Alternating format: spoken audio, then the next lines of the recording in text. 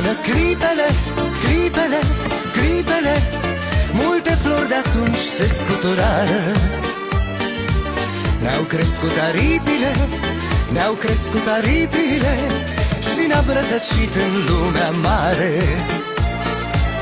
Se trezeau câmpire, cântau ciocârlire și era ca astăzi primăvară.